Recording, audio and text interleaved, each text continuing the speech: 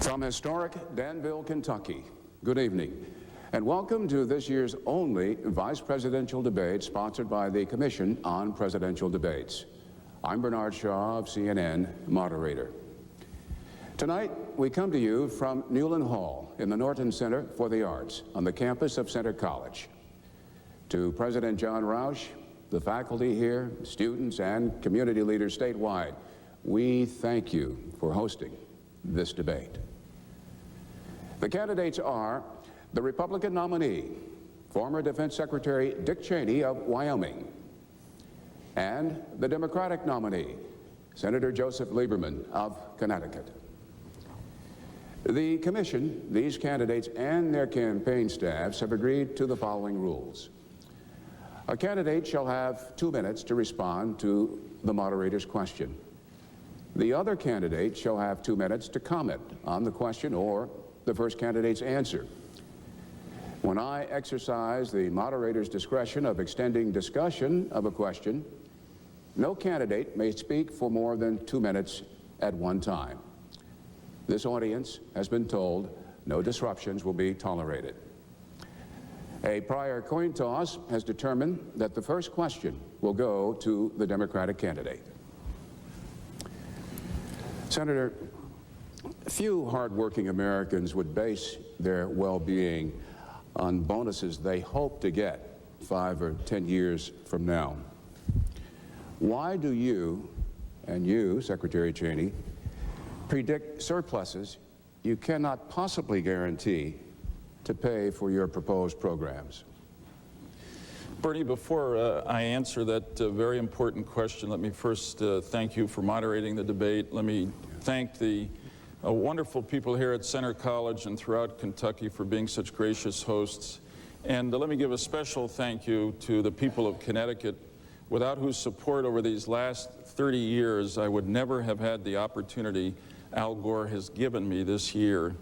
And finally, let me thank my family that is here with me, my wife Hadassah, our children, our siblings, and my mom. My 85-year-old mom gave me some good advice about the debate earlier today.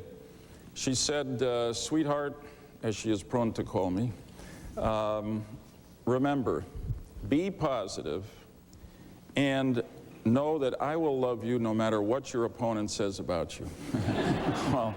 Well, Mom, as always, that was both reassuring and wise. I am going to be positive tonight. I'm not going to indulge in negative personal attacks.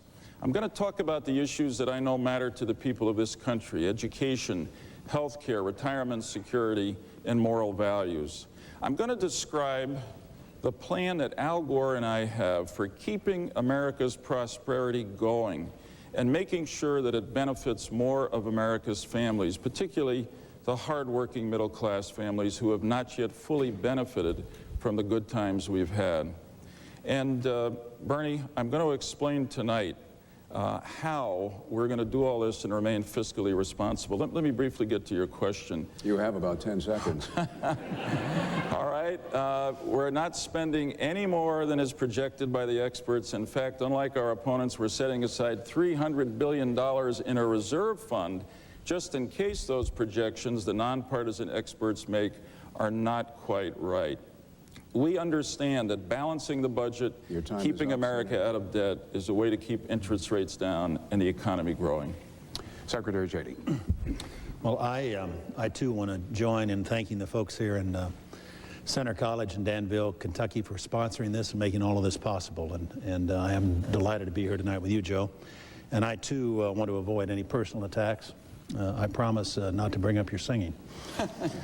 So I promise not to sing. Okay. Good.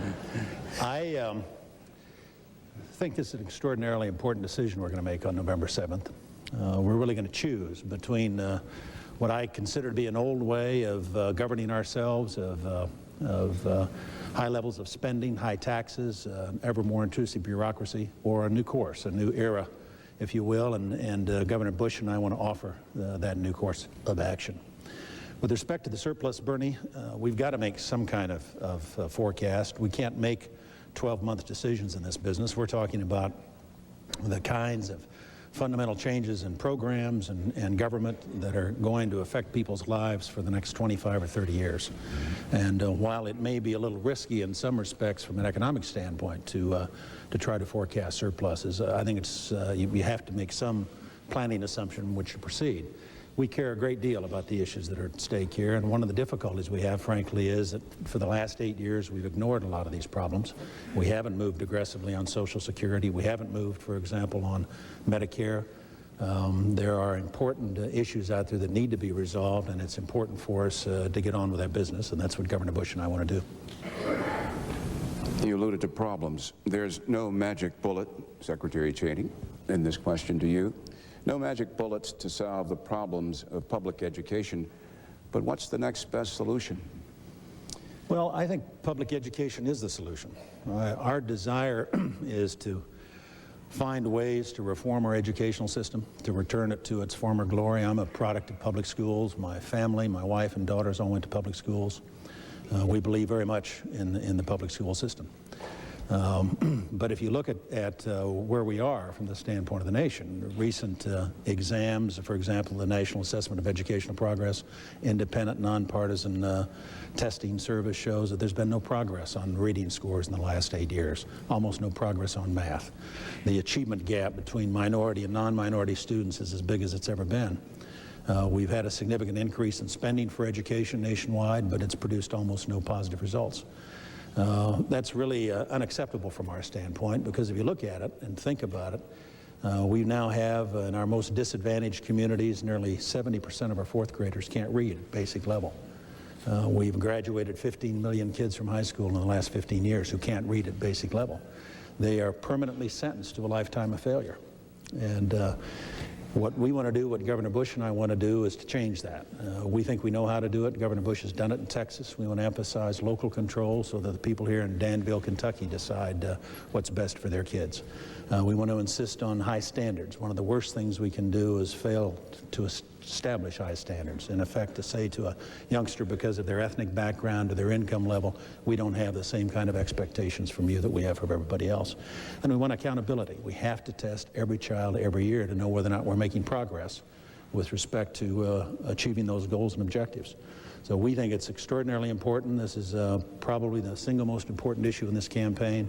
Governor Bush has made it clear that when he's elected, this will be his #1 priority as a legislative major to submit to the Congress. Senator? Bernie, Al Gore and I are committed to making America's public schools the best in the world. And I disagree with what my opponent has said. A lot of progress has been made in recent years. Average testing scores are up, and a lot of extraordinary work is being done by tens of thousands of parents and teachers and administrators all around America. But there's more to be done. And if you will allow me, I want to go back to your last question, because it leads to this question. I think both of us agree that, leaving aside the Social Security and Medicare surpluses, there's $1.8 trillion in surplus available to spend over the next 10 years. As I said before, we're being fiscally responsible about it. We're taking $300 billion off the top to put in a reserve fund. The rest of it we're going to use for middle-class tax cuts and investments in programs like education. Now, there's a big difference here between these two tickets. Our opponents are going to spend $1.6 trillion of the $1.8 trillion surplus projected on that big tax cut that Al Gore talked about the other night so effectively. We're saving money to invest in education. You cannot reform education and improve it in this country without spending some money. Al Gore and I have committed $170 billion for that purpose, to recruit 100,000 new teachers, to reduce the size of classrooms, to help local school districts build new buildings so our children are not learning in crumbling classrooms. And we're not just going to stop at high school. We're going to go on and give the middle class the ability to deduct up to $10,000 a year in the cost of college tuition. Now that's a tremendous life-saving change which will help people carry on their education and allow them to develop the kinds of skills that will help them succeed in the high-tech economy of today. Very important issue, Bernie. Maybe we could extend on education for a moment. You're asking me to invoke the moderator's discretion I am on further asking you to discussion? invoke the moderator's discussion. Yes, sir, discretion. It is so granted. Thank you, sir. Your Honor, do I have a chance to respond? Of course you do. Thank you. The Secretary will have 2 minutes, and then you will have 2 minutes. Thank you.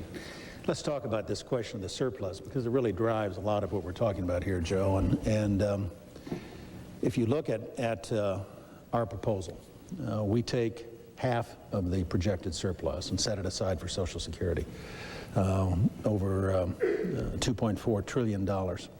We take roughly a fourth of it for other urgent priorities, such as Medicare reform and education, several of these other key programs we want to support. And we take roughly 1/4 of it and return it in the form of a tax cut to the American taxpayer. We think it is extraordinarily important to do that, but it is a fundamental difference between our two approaches. If you look, frankly, by our numbers and the numbers of the Senate Budget Committee, which has totaled up all the promises that the Vice President Gore has made during the course of the campaign, they are some $900 billion in spending over and above that projected surplus already, and we still have a month to go in the campaign. The fact is that the program that we put together, we think is very responsible. The suggestion that somehow all of it is going for tax cuts isn't true. Another way to look at it is that over the course of the next 10 years, we'll collect roughly $25 trillion in revenue. We want to take about 5% of that and return that to the American taxpayer in the form of tax relief. We have the highest level of taxation now we've had since World War II. The average American family is paying about 40% in federal, state, and local taxes. We think it is appropriate to return to the American people so that they can make choices themselves on how that money ought to be spent, whether they want to spend it on education or on retirement or on paying their bills. It's their choice. It's their prerogative. We want to give them the opportunity to make those kinds of choices for themselves, and we think this is a totally reasonable approach. Senator? Bernie, let me start with the numbers. With all respect, the Senate Budget Committee estimates that Dick Cheney has just referred to are the estimates of the partisan Republican staff of the Senate Budget Committee.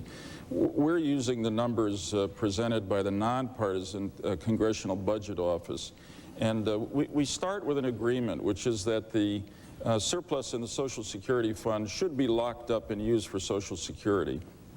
That's where the agreement ends. We also agree and believe and pledge that the surplus in the Medicare Trust Fund should also be locked up with a sign on it that says, "Politicians, keep your hands off." Our opponents do not do that. In fact, they raid the Medicare Trust Fund to pay for, well, their tax cut and other programs that they can't afford because they've spent so much on the tax cut.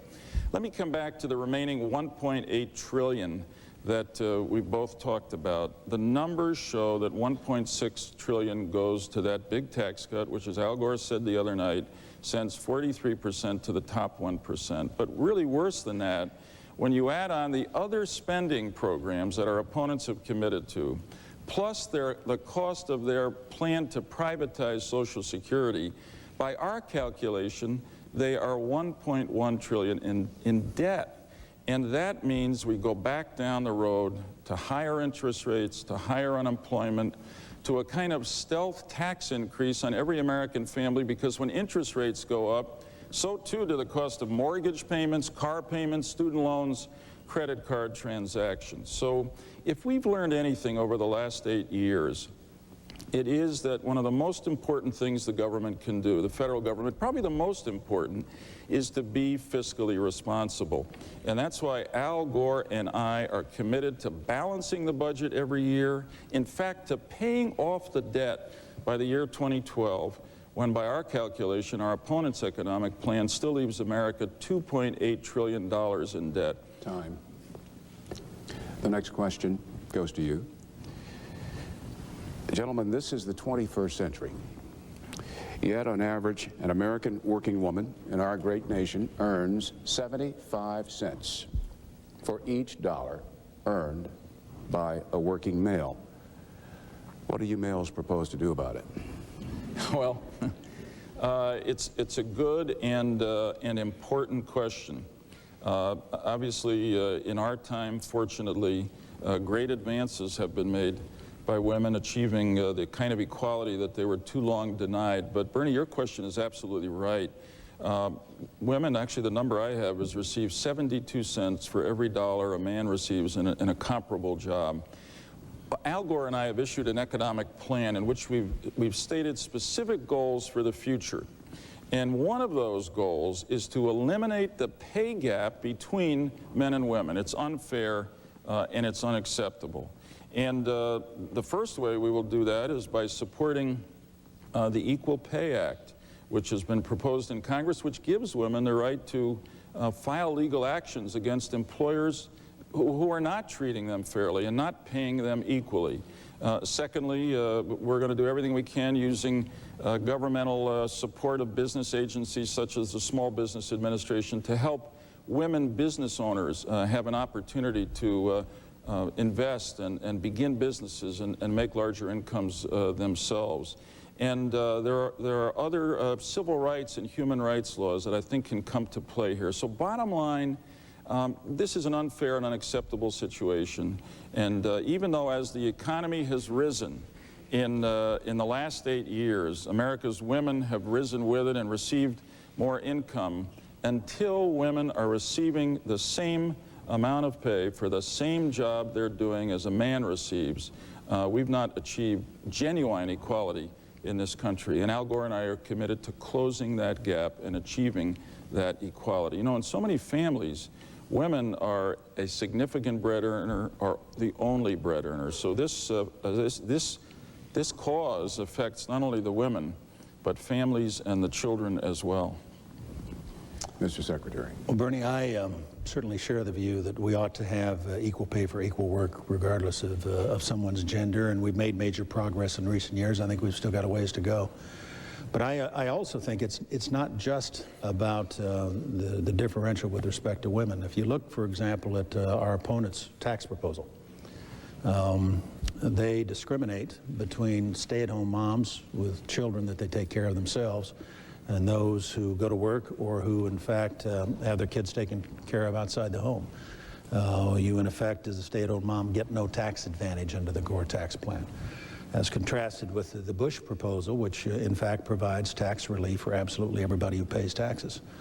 And it's important to understand that the things that we're trying to change and the things that we're trying to address in the course of the campaign and what our agenda is for the future, our plans are for the future, focused very much upon giving as much control as we can to individual Americans, be they men or women, be they single or married, as much control as possible over their own lives.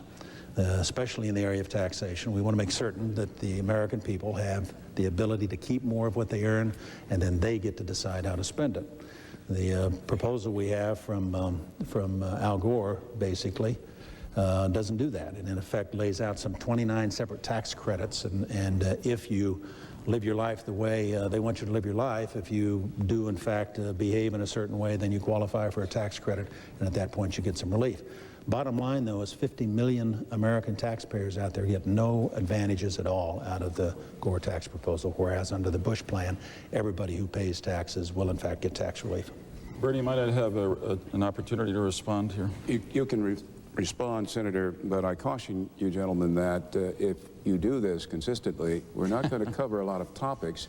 Okay. And after the senator responds, you don't have to feel compelled to respond to the senator. Depends on what he says, Bernie.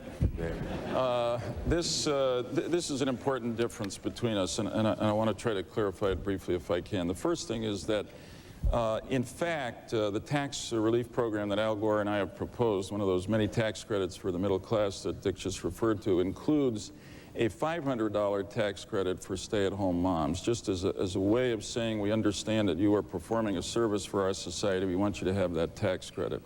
Second, the number of 50 million Americans not benefiting from our tax cut program is absolutely wrong. It's an estimate done on an earlier form of our tax cut program, and it's just plain wrong. And secondly, although Governor Bush says that his tax cut program, large as it is, gives a tax cut to everybody, as the newspapers indicated earlier this week, the Joint Committee on Taxation, again a nonpartisan group in Congress, has said that 27 million Americans don't get what the governor said they would in their tax cut program. Again, Al Gore and I want to live within our means. We're not going to give it all away in one big tax cut, and certainly not to the top 1% of the public that doesn't need it now. So we're focusing our tax cuts on the middle class in the areas where they tell us they need it. Tax credits for better and more expensive child care. Tax credits for middle-class families that don't have health insurance from their employers. The tax deduction I talked about earlier, very exciting deduction, for up to $10,000 a year in the cost of a college tuition. A $3,000 tax credit for the cost, well, actually for a family member who stays home with a parent or grandparent who's ill, in a very exciting tax credit program that I hope I'll have a chance to talk about later, Bernie, that encourages savings by people early in life and any time in life by having the federal government match savings for the 75 million Americans who make $100,000 or less, up to $2,000 a year. So very briefly, if a young couple making $50,000 a year saves $1,000, the government will put another $1,000 in that account. By the time they retire, they'll not only have guaranteed Social Security, but more than $200,000 in that retirement fund. Now, that's... Your time is up, Senator. Thank you, sir. Bernie, you have to be a CPA to understand what he just said. The fact of the matter is that the plan is so complex that an ordinary American's never going to be able to figure out what they even qualify for. And it is a classic example of wanting to have a program, in this case a tax program, that will in fact direct people to live their lives in certain ways rather than empowering them to make decisions for themselves. It is a big difference between us. They like tax credits, we like tax reform and tax cuts. Mr. Secretary, this question is for you. Would you support the effort of House Republicans who want legislation to restrict distribution of the abortion drug, RU 486? Bernie, the abortion issue is a very tough one, without question, and a very important one. And Governor Bush and I have emphasized, while we clearly are both pro-life, that's what we believe, that we want to look for ways to try to reduce the incidence of abortion in our society. Many on the pro-choice side have said exactly the same thing. Even Bill Clinton, who's been a supporter of abortion rights, has advocated reducing abortion to make it as rare as possible. With respect to the question of RU 486, we believe that, of course, that it's recently been approved by the FDA. That really was a question of whether or not it was safe to be used by women. They didn't address the question of whether or not there should or should not be abortion in the society so much as evaluate that particular drug. What we'd like to be able to do is to look for ways to reach across the divide between the 2 points of view and find things that we can do together to reduce the incidence of abortion. We think of such things as promoting adoption as an alternative, encouraging parental notification, and we also think banning the horrific practice of partial birth abortions is an area where there could be agreement. Congress has twice passed by overwhelming margins a significant number of votes from both parties the ban on partial birth abortions. Twice it's been vetoed by Bill Clinton and Al Gore. We would hope that eventually they would recognize that that's not a good position for them to be in. With respect to the RU 486 proposal at this stage, I haven't looked in particular at that particular piece of legislation. Governor Bush made it clear the other night that he did not anticipate that he would be able to go in and direct the FDA to reverse course on that particular issue, primarily because, as I say, the decision they made was on the efficacy of the drug, not the question of whether or not we supported abortion. Bernie, this is a very important question, and it is one on which these two tickets have dramatically different points of view. My answer is no, I would not support legislation that is being introduced in Congress to override the Food and Drug Administration decision on RU 486. The administration, FDA, worked 12 years on this serious problem. They made a judgment based on what was good for women's health. A doctor has to prescribe and care for a woman using it. I think it's a decision that we ought to let stand because it was made by experts. But let me say more generally that the significant difference here on this issue is that Al Gore and I respect and will protect a woman's right to choose, and our opponents will not. We know that this is a difficult personal, moral, medical issue, but that is exactly why it ought to be left under our law to a woman, her doctor, and her God. Now, one area in which we agree, Al Gore and I, is that we believe that the government ought to do everything it can to reduce the number of unwanted pregnancies and therefore the number of abortions. And incidentally, here, there is good news to report. The number of abortions is actually down in America over the last 8 years. In fact, over the last 8 years, the number of teenage pregnancies has dropped 20%. And the reason it has is that there are good programs out there that Al Gore and I will continue to support, such as family planning and programs that encourage abstinence. But when the health of a woman is involved, I think the government has to be respectful. I supported, in fact, a bill in the Senate that would have prohibited late-term abortions except in cases where the health or life of the mother was involved. I did not support the so-called partial birth abortion bill because it would have prohibited abortion, that form of abortion, at any stage of the pregnancy, regardless of the effect on the health and life of the woman, and that's unacceptable. This question is for you, Senator. If Yugoslavia's Slobodan Milosevic prevails, notwithstanding the election results, would you support his overthrow? Well, there is good news from Belgrade today, Bernie, as you know, but it's unconfirmed. The encouraging news is that the state news agency is reporting that Mr. Kostunica is the president-elect. And there are some press reports, but they're unconfirmed, that Milosevic has actually left Belgrade. Now that is a very happy ending to a terrible story, and it's the end of a reign of terror. If that is not confirmed and does not happen, then I think the United States, with its European allies, ought to do everything we can to encourage the people of Serbia to do exactly what they've been doing over the last few days, to rise up and end this reign of terror and bring themselves, by Milosevic, and bring themselves back into the family of nations where they will be welcomed by the United States and others. You know, I'm very proud on this night, as it appears that Milosevic is about to or has fallen, of the leadership role the United States played in the effort to stop his aggression and genocide in Bosnia and Kosovo. I know our opponents have said that they thought that was an overreaching. It wasn't. It was a matter of principle and America's national interest and values. And the fact is that we stopped the aggression, we stopped the genocide, and therefore strengthened our relationship with our European allies in NATO, and in fact made the United States more respected and trusted by our allies and more feared by our enemies. I think that Vice President Gore played a critical role, passionate, purposive role in leading the administration, along with Republican supporters like Bob Dole and John McCain, to do the right thing in the Balkans. And hopefully tonight we are seeing the final results of that bold and brave effort. Secretary Cheney. Well, I noted, Bernie, that like Joe, certainly I'm pleased to see what's happened in Yugoslavia today. I hope it marks the end of Milosevic.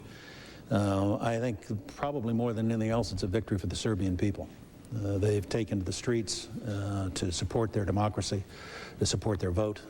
In some respects, this is a continuation of a process that began 10 years ago all across Eastern Europe and has only now arrived in Serbia. We saw it in Germany, we saw it in Romania, we saw it in Czechoslovakia as the people of Eastern Europe rose up and made their claim for freedom. And I think we all admire that.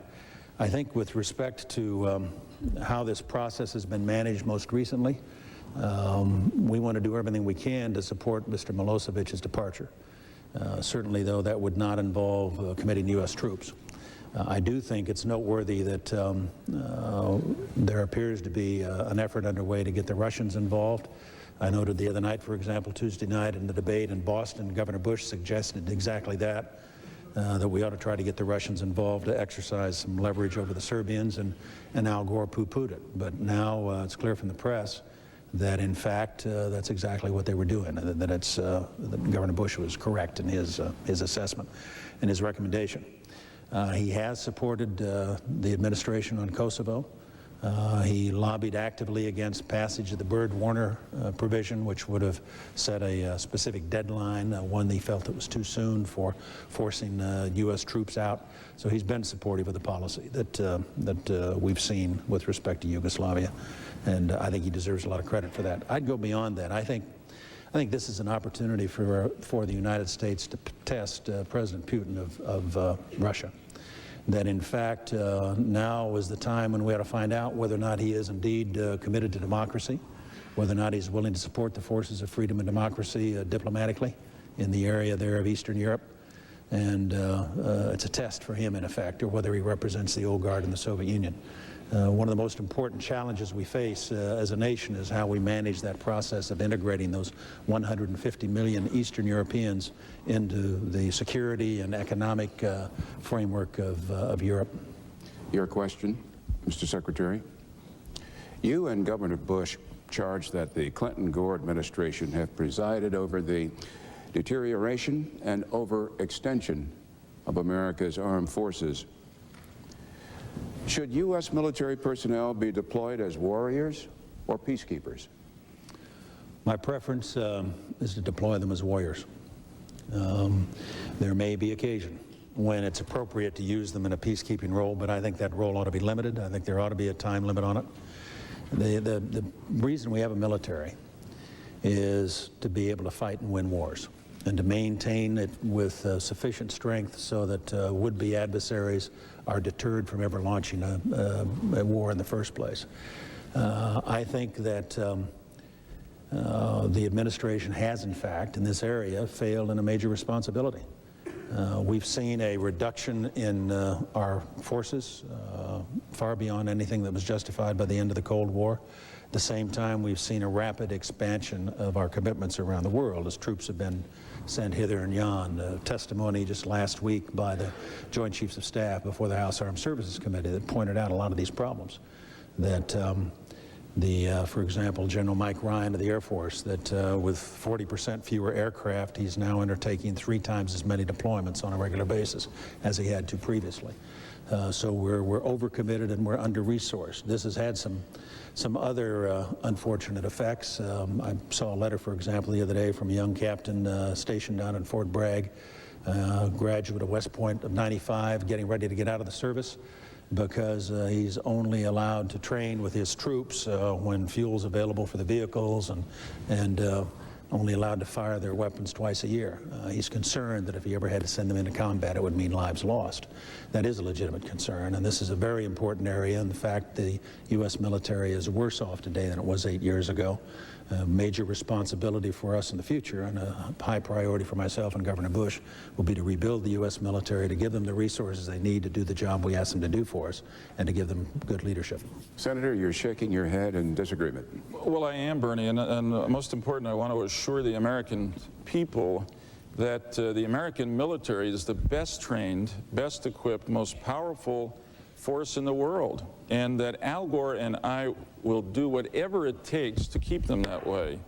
It's not right, and it's not good for our military to run them down, essentially, in the midst of a partisan political debate.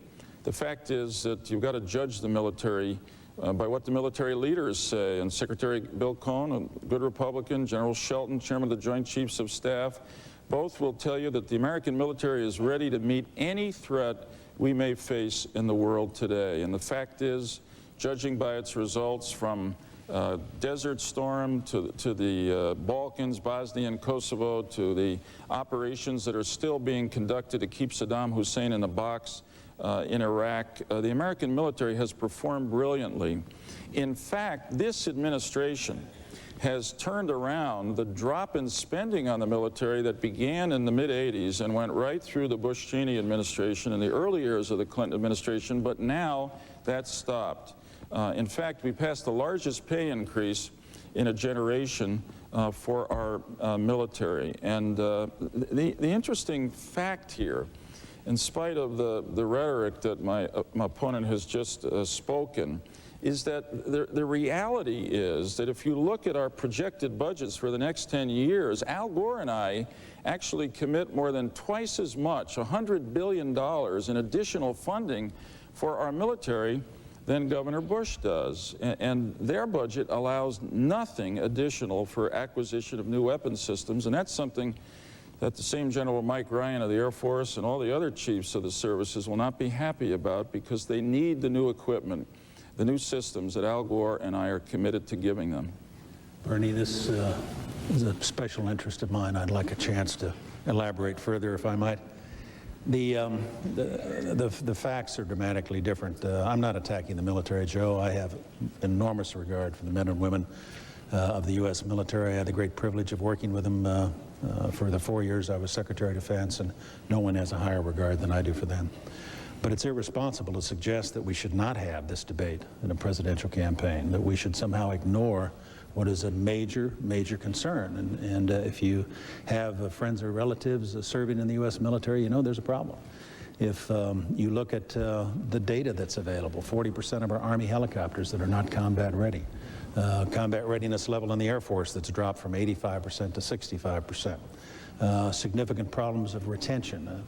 The important thing for us to remember is that we're a democracy, and we're defended by volunteers. Everybody out there tonight wearing the uniform, standing on guard to protect the United States, is there because they volunteered to put on the uniform. And when we don't give them the spare parts they need to maintain their equipment, when we don't give our pilots the flying hours they need to maintain their proficiency, when we don't give them the kind of leadership that spells out what their mission is and lets them know why they're there and what they're doing, why they're putting their lives at risk, then we undermine that morale. That is an extraordinarily valuable trust. There is no more important responsibility for a President of the United States than his role as Commander-in-Chief, and the obligation that he undertakes on behalf of all of us to decide when to send our young men and women to war.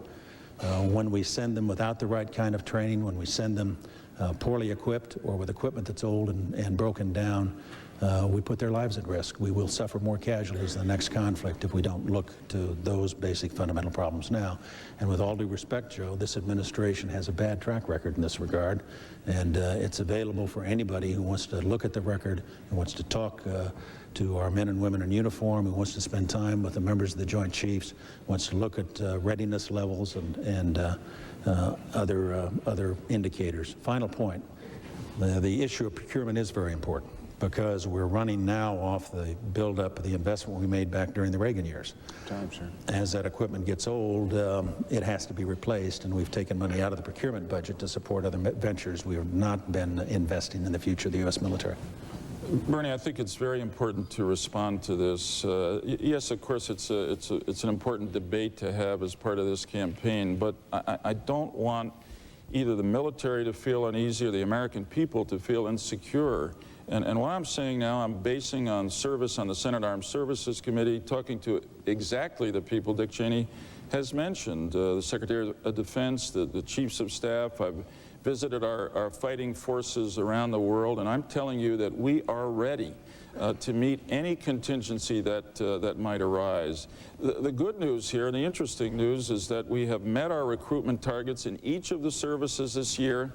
In fact, in the areas where our opponents have said we are overextended, such as the Balkans, the soldiers there have the higher rate of re-enlistment than anywhere else in the service, because they feel a sense of purpose, a sense of mission. In fact, this administration has begun to transform the American military, to take it away from being a Cold War force, to prepare it to meet the threats of the new generation of tomorrow, of weapons of mass destruction, of ballistic missiles, of terrorism, even of cyber warfare.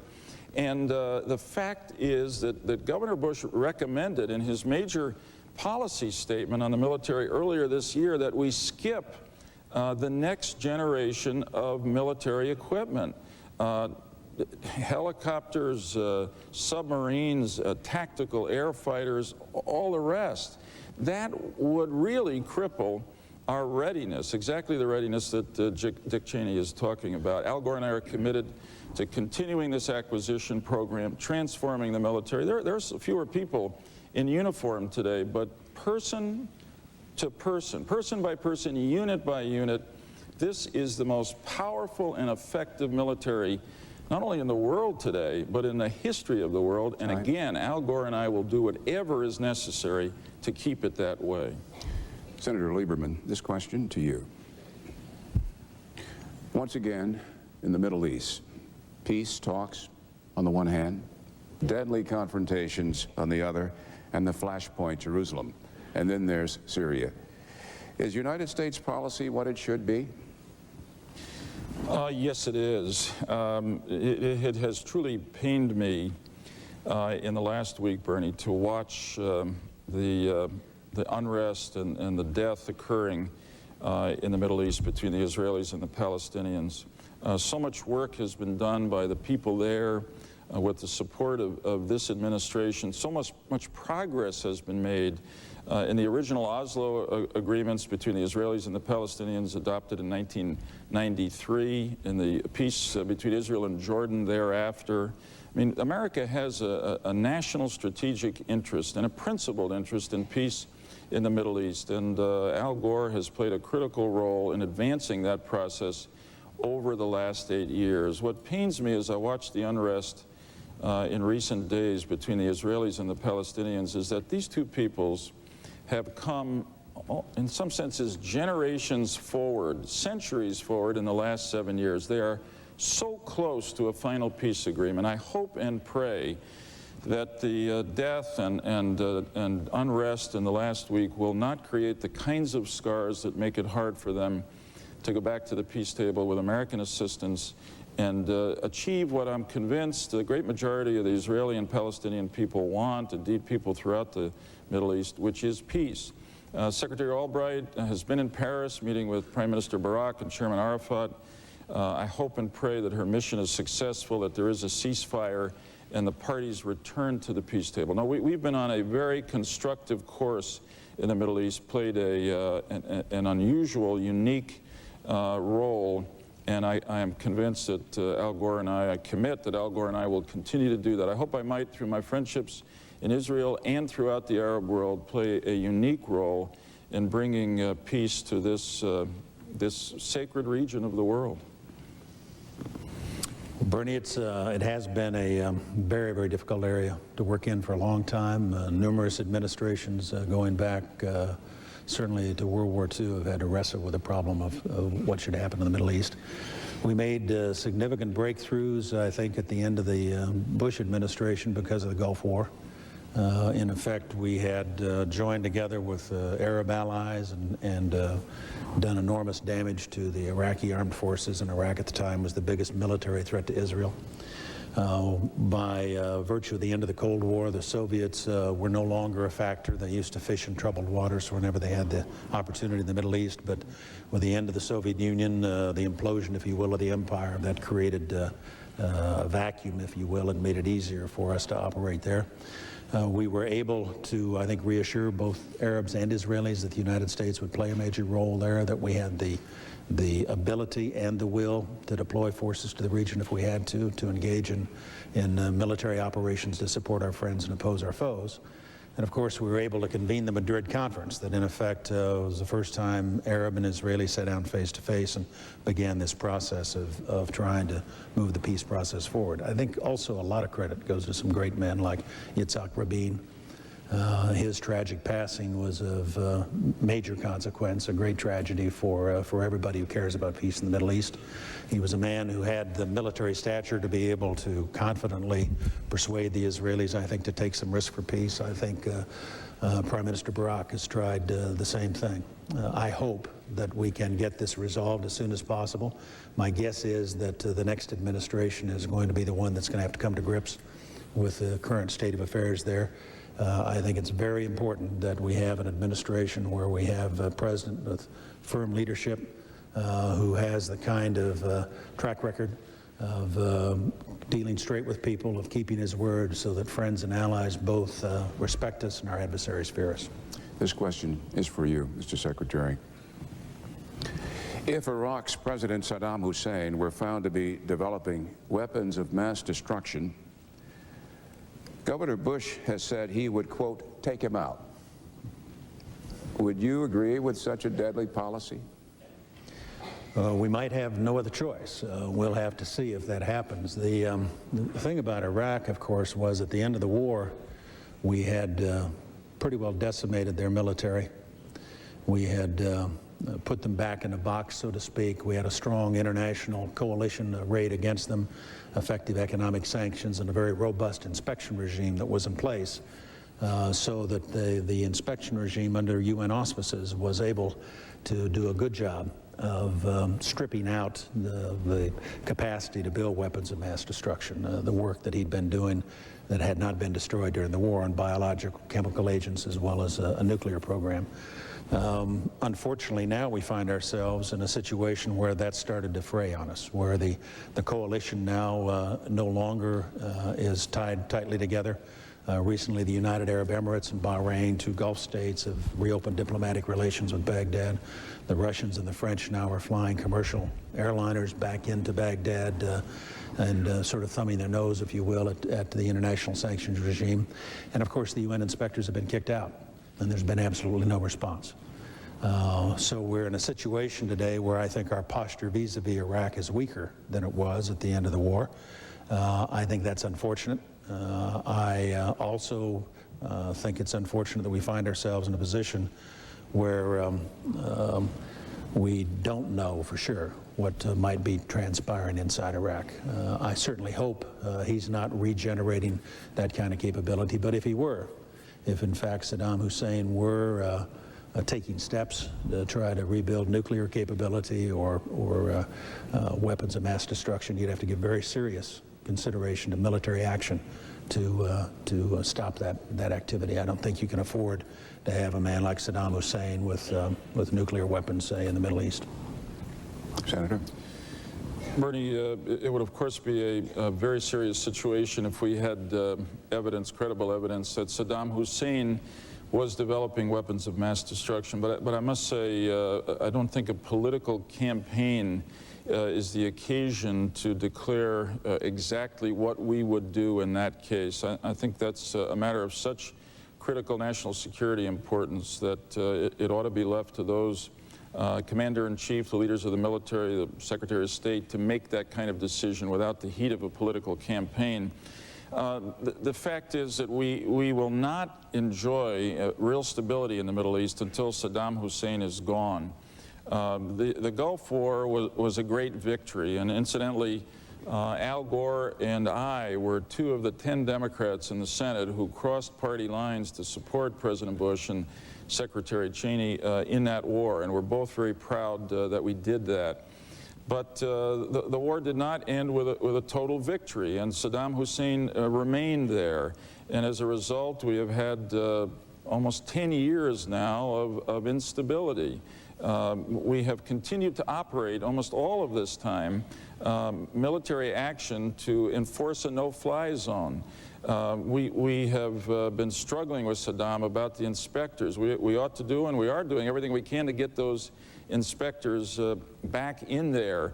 But in the end, there's not going to be peace until he goes. And that's why I was proud to co-sponsor the Iraq Liberation Act with Senator Trent Lott, why I have kept in touch with the indigenous Iraqi opposition, broad-based, to Saddam Hussein. Vice President Gore met with them earlier this year. We are supporting them in their efforts, and we will continue to support them until the Iraqi people rise up and do what the people of Serbia have done in the last few days. Get rid of a despot. We will welcome you back into the family of nations where you belong. Senator Lieberman, this question is to you. Many experts are forecasting continuing chaotic oil prices on the world market. Wholesale natural gas prices here in our country are leaping. Then there are coal and electricity. Have previous Republican and Democratic Congresses and administrations, including this one, done their job to protect the American people? Not enough, but this administration and Vice President Gore and I have had both a long-term strategy to develop energy independence and a short-term strategy. In fact, if this administration had been given the amount of funding that it had requested from the Republican Congress, we'd be further along in the implementation of that long-term strategy, which is aimed at developing alternative, cleaner sources of energy, aimed at giving tax credits to individuals and businesses to conserve and use energy more efficiently, aimed at a partnership for a new generation of vehicles with the American automobile industry, which is making great progress and can produce a vehicle that can get 80 miles per gallon. We also have a short-term strategy and to deal with exactly the kind of ups and downs of energy prices. And I know it was controversial, but Al Gore and I believed that it was important in the short term to reach into the Strategic Petroleum Reserve, take some of that oil that we have, put it in the market, show the big oil companies and the OPEC oil-producing countries that we've got some resources with which we can fight back. We're not just going to lay back and let them roll over our economy. And we did it also because gasoline prices were rising and home heating oil inventories were real low. And both of our tickets agree on LIHEAP, the Low-Income Housing Assistance Program, but our opponents really offer no assistance to middle-class families who are hit by rising gas prices and a shortage of home heating oil.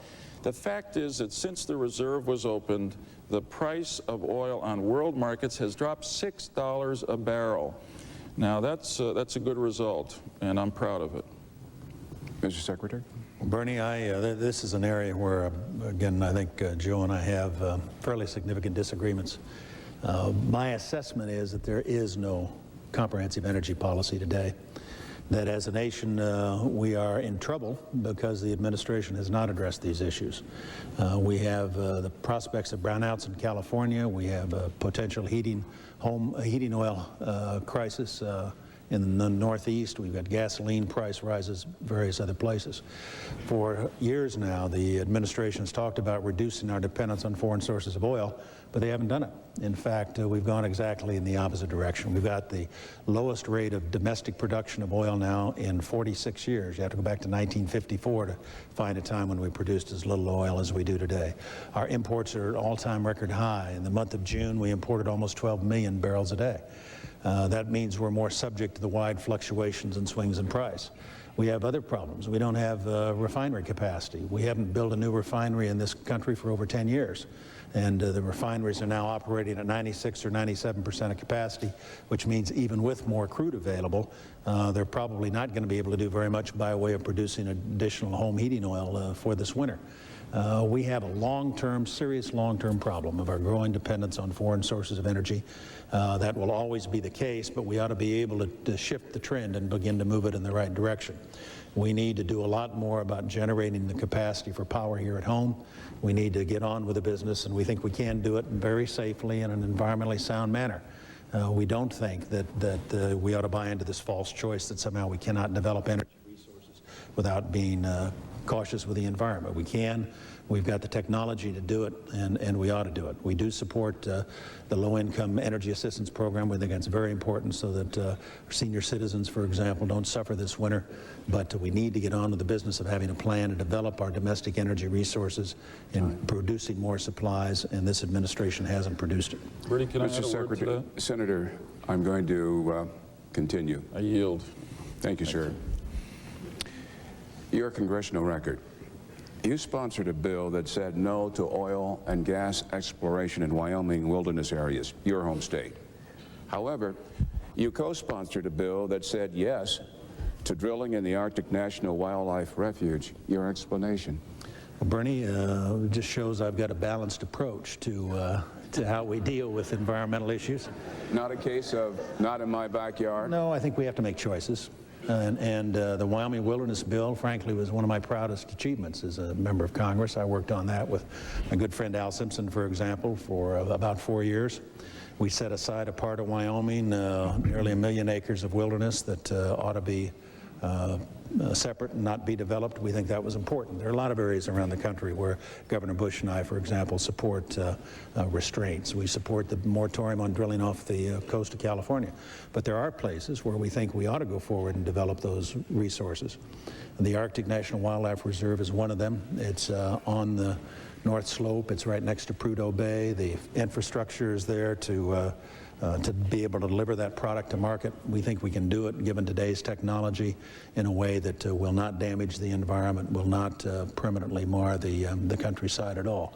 And so what we're looking for, I think, with respect to environmental policy and energy policy is balance. We do have to make choices. We recognize we have to make choices. But the way you phrase the question, frankly, I welcome, because I think it shows that, in fact, we are trying to pursue a balanced approach, and the suggestion that somehow all we care about is energy development isn't true. But we do have to get on with developing those resources, or we're going to find ourselves ever more dependent on foreign sources. We're going to find that our fact that we don't have an energy policy out there is one of the major storm clouds on the horizon for our economy. I think if we were to look for something that could develop, some problem that could arise that might in fact jeopardize our continuing prosperity, it's the possibility that we might find ourselves without adequate supplies of energy in the future, and there'd be no quicker way to shut down our economy than that. Bernie, we agree on the problem, but we couldn't disagree more on the response to the problem. The problem is accurately stated. No matter how strong we are economically, if we remain dependent on a source of energy that is outside our control, we're not going to be as strong as we should be. And others around the world can effectively yank our chain, and we cannot allow that to continue to happen. I'm afraid that our opponent's response to this is one-sided, and it is essentially to develop the resources within the United States almost regardless of where. I'm against drilling in the Arctic Refuge. This is one of the most beautiful, pristine places that the good Lord has created on Earth, and it happens, fortunately, to be within the United States of America. It's just not worth it to do that for what seems to be the possibility of 6 months worth of oil 7 to 12 years from now. That's not much of a response to the immediate problem that gasoline consumers and home heating oil customers are facing this winter. There are more resources within the United States that we can develop. In fact, and this isn't mentioned much and appreciated much, but in the last 8 years, drilling for gas on federal lands has gone up 60%, and it's been done in an environmentally protective way. In fact, the administration has encouraged the drilling for deep gas and oil that's going on in the Western Gulf today. But the answer here is new technology that will create millions of new jobs. Let me just say this: if we can get 3 miles more per gallon from our cars, we'll save 1 million barrels of oil a day, which is exactly what the refuge at its best in Alaska would produce. Now, the choice to me is clear. We've got to develop fuel cells, alternative energy. We've got to encourage people to conserve and to be efficient. This question is for you, Senator. We all know Social Security is the backbone of the retirement system in our nation. Can either of you pledge tonight, categorically, that no one will lose benefits under your plans? Yes, indeed. I can pledge to the American people categorically that no one will lose benefits under our plan for Social Security as far forward as 2054. And let me come back and say, Bernie, that Al Gore and I view Social Security as probably the best thing the government did in the second half, or the last century. It has created a floor under which seniors cannot fall, and so many of them depend on it for their basic living, for their livelihood. It is critically important to protect it. That's why Al and I have committed to putting that Social Security surplus in a lockbox, not touching it, and that's what allows us to keep Social Security solvent to 2054. Our opponents have an idea for privatizing Social Security that will jeopardize Social Security payments to recipients. And I looked at this idea, and if I may use an oil industry analogy, which is to say that sometimes, as you know, Dick, better than I, you got to drill deep to discover whether there's oil in a well. For a while, I was drilling into this idea of privatization of Social Security, and the deeper I got, the drier the well became. And it seemed to me at the end that what it was going to do is dry up Social Security. It requires taking as much as $1 trillion out of the Social Security fund. The independent analysts have said that would put the fund out of money in 2023, or if it's not out of money, benefits will have to be cut by over 50%.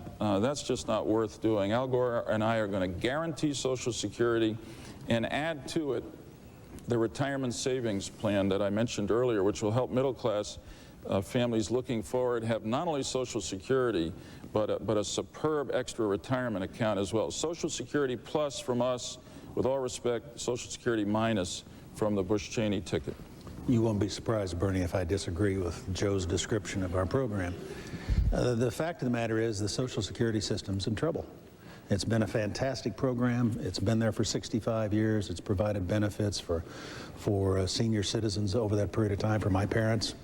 It means a great deal to millions of Americans, and Governor Bush and I want to make absolutely certain that the first thing we do is guarantee the continuation of those payments, those benefits, and keep those promises that were made. But if you look down the road, if you're, say, 30 years old today, and I have two daughters about that age, they seriously question whether or not there'll be any system left for them. And that's because the demographics that are work out there, and it's almost an iron law. We know how many people there are. We know when they're going to reach retirement age. We know when that baby boom generation's coming along. We know how long people are likely to live after that. It's going to drive the system into bankruptcy unless we reform it and deal with it. The reform we would like to offer is to allow our young people to begin to take a portion of the payroll tax, 2% of it, and invest it in a personal retirement account. That does several things. First of all, it gives them a stake in the Social Security system. That becomes their property. They own it. They can pass it on to their kids if they want. They don't have that kind of equity in Social Security today. Secondly, we can generate a higher return off that investment that you get than you get in the existing system. Today, you get about a 2% return in your what you pay into Social Security. We can generate, we think, at least 6%. All the evidence shows at least 3 times what we're able to get now. And long term, by generating a bigger return, we'll put additional funds into the system that will help us survive that crunch that's otherwise going to hit in the future. Bottom line is there's a choice here. With respect, frankly, to Al Gore and Joe's plan, they don't reform Social Security at all. They had another huge obligation on top of it that future generations will have to pay. They don't touch the basic system itself. They don't reform it. They don't save it. We have a plan to do that and a plan to give our young people choice and more control over their own lives. Time. Mr. Secretary, this question is for you. Washington is a cauldron of political bickering and partisanship. The American people, gentlemen, have had enough. How would you elevate political discourse and purpose? Well, I think there are a number of ways to do it. First of all, I agree with your assessment. I think I've been out of Washington for the last 8 years, Bernie, and spent the last 5 years running a company, global concern, and so I've been out in the private sector, building a business, hiring people, creating jobs. I've got a different perspective on Washington than I had when I was there in the past. I'm proud of my service in Washington for 25 years, but also proud that I had the opportunity to go out and get a different experience. And you're absolutely right. People are fed up. They've had enough with the bickering and the partisanship that seems to characterize the debate that goes on in the nation's capital. I've seen it done differently, though. I've seen it done differently in Texas. I've watched George Bush. And one of the reasons I was eager to sign on when he asked me to become his running mate was because I've been so tremendously impressed with what he's done as the governor of Texas. He came in when he had a legislature completely controlled by the other party. He managed to reach across partisan lines and unite Republicans and Democrats and independents, put them to work to achieve good things for the state of Texas. Partly because he didn't point the finger of blame looking for scapegoats, he was quick to share the credit. We ended up, as a result of that activity at the end of his first term, the top Democrat in the state, Lieutenant Governor Bob Bullock, endorsed the Republican Governor George Bush for re-election. It is possible to change the tone. It is possible to get people to work together and to begin to focus on achieving results. But I think it's going to take new leadership. I don't think you can do it, with all due respect to Al Gore, with somebody who spent all the last 24 years in that Washington environment and who campaigns on the basis of castigating others, of pointing the finger of blame at others in terms of blaming business or various and sundry groups for our failings. I think you have to be able to reach out and work together and build coalitions. I think George W. Bush has done that in Texas and can do it at the national level. Senator. Bernie, you're absolutely right. There's too much partisanship in Washington. It puzzles me. You'd think that people in public life and politics would want to do what would make them popular, and yet too often people in both parties seem to act in a way that brings down the institutions of government and each of us individually, and it's a shame. I have tried very hard in my career to call them as I see them and work with colleagues on both sides of the aisle to get things done, and I'm proud of my record in that regard, and I certainly think that would be an asset that I could bring to the vice presidency should I be fortunate enough to be elected. I mean, in my Senate career, I've worked with Bob Dole, for instance, on Bosnia, and I worked with John McCain on cultural values. I worked with Connie Mack on foreign policy. I worked with Don Nichols on the International Religious Freedom Act. If I go on much longer, I'm going to get in trouble with my own party. But the fact is that that's the way things get done, and I'm proud of those partnerships. And let me say a word about Al Gore. In his years in the House and the Senate, he formed similar bipartisan partnerships. If you look back over the last 8 years, the most significant accomplishments of this administration in which Al Gore was centrally involved were the result, most of them, of bipartisan agreements. I mean, after all, the Welfare Reform Act, which Al Gore promised to lead the effort on to get people off of welfare, to set time limits, to get people to enjoy the dignity of work, that was a bipartisan act that was adopted. The Anti-Crime Act, which has lowered crime or helped to lower crime more than 20% in our country today, also was bipartisan. And then the Balanced Budget Act of 1997, which was critical to getting our economy to the point and our government to the point of unprecedented surplus we enjoy today, also was bipartisan, and Al Gore was involved. So I'd say that's exactly the kind of bipartisan leadership that he and I can bring to Washington to get things done. With all due respect, Joe, there is just an awful lot of evidence that there has not been any bipartisan leadership out of this administration or out of Al Gore. And the fact is, the Medicare problems have not been addressed. We've had 8 years of promises on prescription drugs and no action. The Social Security problem has not been addressed. We've had 8 years of talk and no action. The educational problem has not been addressed. We have 8 years of talk and no action. Now, they've been in a position of responsibility in the White House, the powerful interest, if you will, in Washington, D.C., and they've been unable to work with others. Medicare is a classic example. You had the Broke Commission, a good effort at a bipartisan solution for Medicare. Whether you bought or didn't buy the answer that was generated, the fact is the administration helped set it up and then pulled the plug on it because they'd rather have the issue than they would the solution. This administration has not led from a bipartisan standpoint, and I really do think that Al Gore's record in this regard isn't very good. Bernie, Dick Cheney must be one of the few people in America who thinks that nothing has been accomplished in the last 8 years. I mean, the fact is that promises were made and promises were kept. I mean, did Al Gore make promises in 1992? Absolutely. Did he deliver? Big time, if I may put it that way. And that's the record. Look at the 22 million new jobs. Look at the 4 million new businesses. Look at the lower interest rates, low rate of inflation, high rate of growth.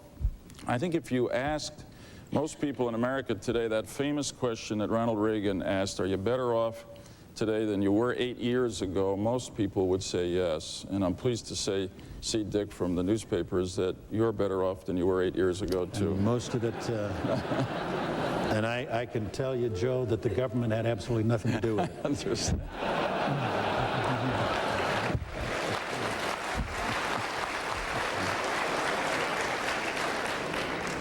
This question is to you. But I can see my wife, and I think she's thinking, gee, I wish she would go out into the private sector. Well, I'm going to try to help you do that, Joe.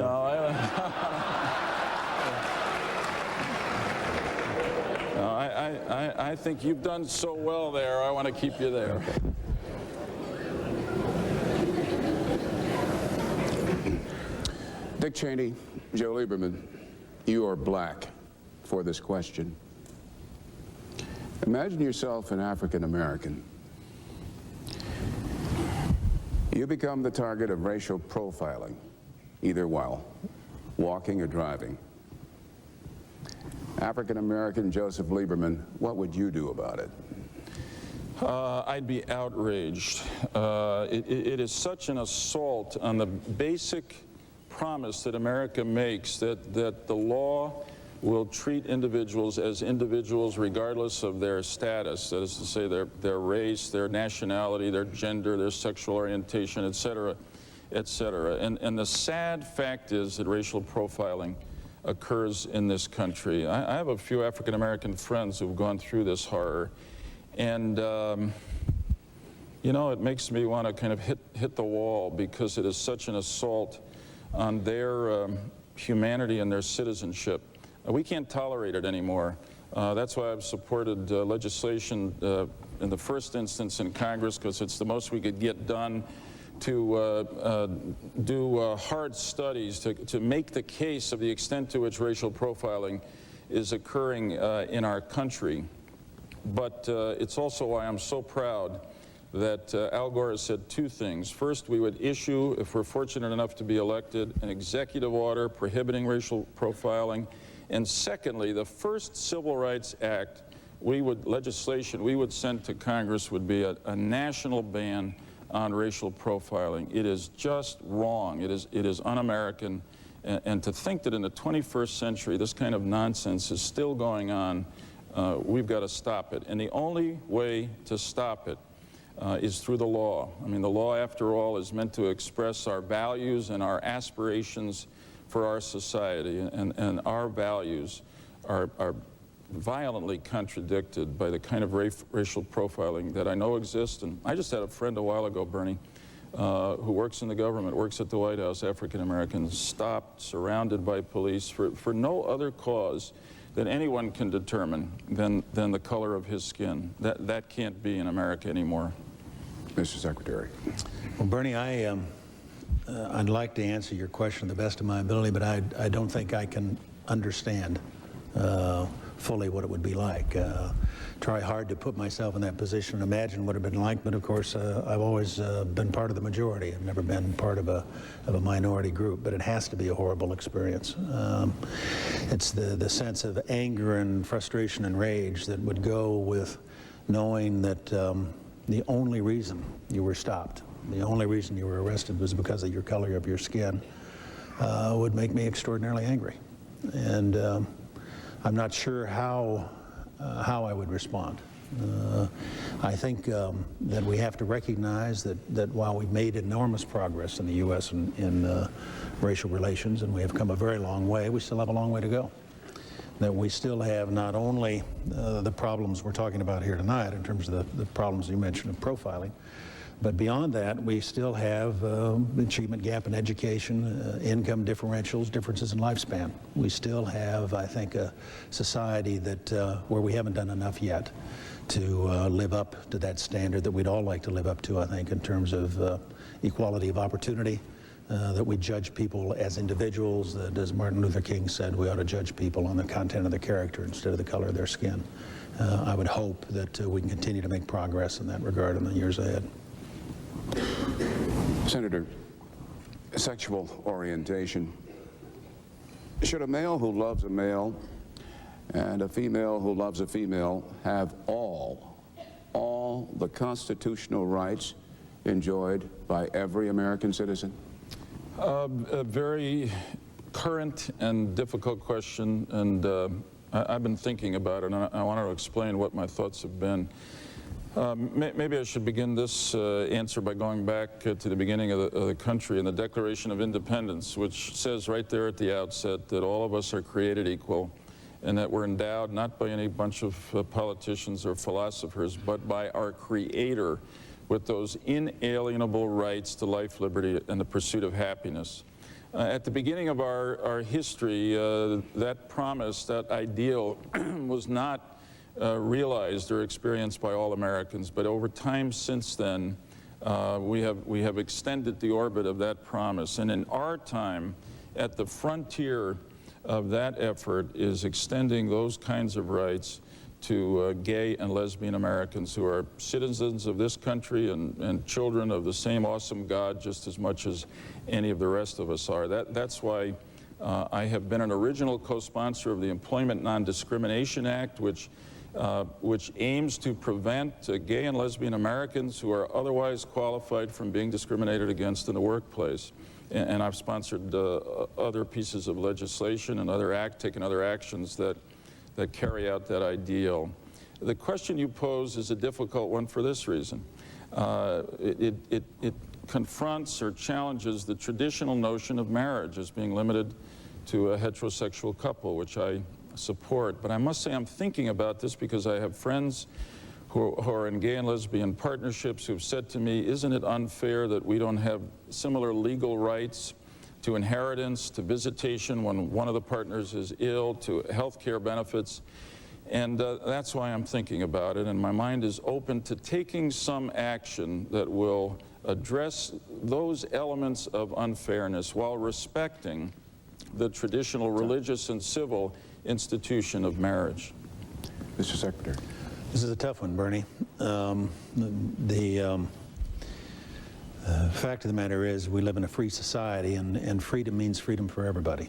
We don't get to choose and shouldn't be able to choose and say, you get to live free, but you don't. And I think that means that people should be free to enter into any kind of relationship they want to enter into. It's really no one else's business in terms of trying to regulate or prohibit behavior in that regard.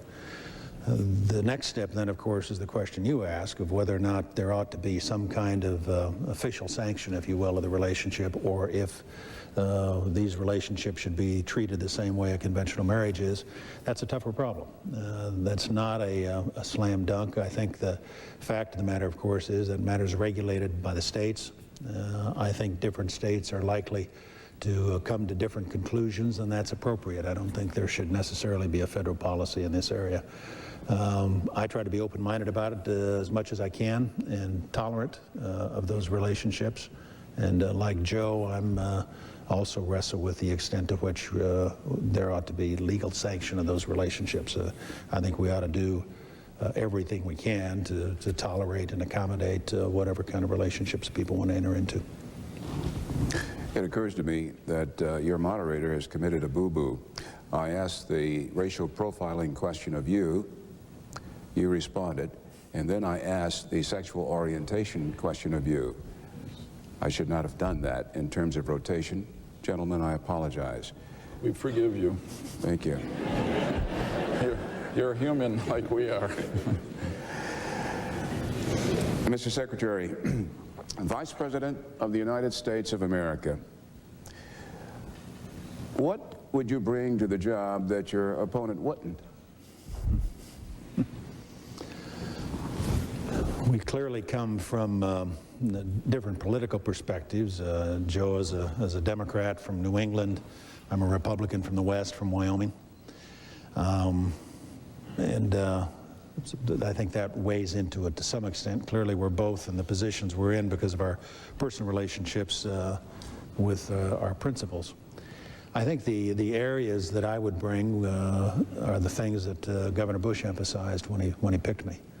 That I had been White House Chief of Staff and ran the White House under President Ford, that I had spent 10 years in the House, 8 of that in the leadership, served as Secretary of Defense, and then had significant experience in the private sector. And I think that where there are differences between Joe and myself in terms of background and experience, I clearly have spent a lot of time in executive positions, running large organizations, both in private business as well as in government. And that's a set of qualifications that Governor Bush found attractive when he selected me. I'll leave it at that. Senator. Bernie, I have great respect for Dick Cheney. I don't agree with a lot of things he said in this campaign, but I have great respect for him. He was a very distinguished Secretary of Defense, and I don't have anything negative to say about him. So I want to say, with the humility that is required to respond to this statement, that I think what I would bring to the office of the Vice Presidency is a lifetime's experience. Growing up in a working class family, having the opportunity to go to a great public school system, then to go on to college, and then to be drawn really by President Kennedy, as well as the values of service my family gave me into public life, wanting to make a difference. And I've had extraordinary opportunities, thanks again to those folks back home in Connecticut, as a state senator, as an attorney general, fighting to enforce the law, to protect them and the environment, and as consumers, and to litigate on behalf of human rights. And then for the last 12 years as a member of the Senate of the United States, focusing on national security questions, environmental protection, economic growth, and values. But perhaps what I most bring is a friendship and shared values and shared priorities with Al Gore. I have tremendous respect for Al Gore. I've known him for 15 years. He's an outstanding person as a public official and as a private person. His life is built on his faith. It's devoted to his family. He volunteered for service in Vietnam from the beginning in Congress. He's been willing to take on the big interest and fight for average people. As Vice President, he's been, I think, the most effective Vice President in the history of the United States, and he's got the right program to use the prosperity all the American people have earned to help particularly hardworking middle-class families raise up their children to enjoy a better life. I think that's what this is all about, and why I'm so proud to be his running mate. And because of my boo-boo, I'm going to direct this question again to Secretary Cheney. Have you noticed a contradiction or hypocritical shift by your opponent on positions and issues since he was nominated? Boy, we've been trying very hard to keep this on a high plane, Bernie. Thanks, Bernie. I do have a couple of concerns where I like the old Joe Lieberman better than I do the new Joe Lieberman. Let me see if I can put it in those terms. Joe established, I thought, an outstanding record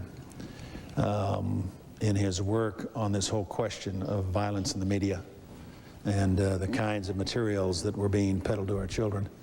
And many of us on the Republican side admired him for that. There is, I must say, the view now that, having joined with Al Gore on the ticket on the other side, that that depth of conviction that we'd admired before isn't quite as strong as it was perhaps in the past.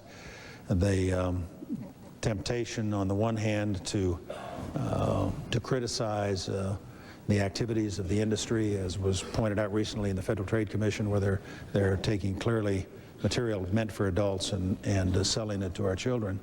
At the same time, they are participating in fundraising events with some of the people responsible for that activity. Has been a source of concern for many of us. We were especially disturbed, Joe, at a recent fundraiser you attended where there was a comedian who got up and criticized George Bush's religion. I know you're not responsible for having uttered any words of criticism of his religion, but to some extent, my concern would be, frankly, that you haven't been as consistent as you had been in the past, that a lot of your good friends like Bill Bennett and others of us who'd admired your firmness of purpose over the years have felt that you're not quite the crusader for that cause that you once were.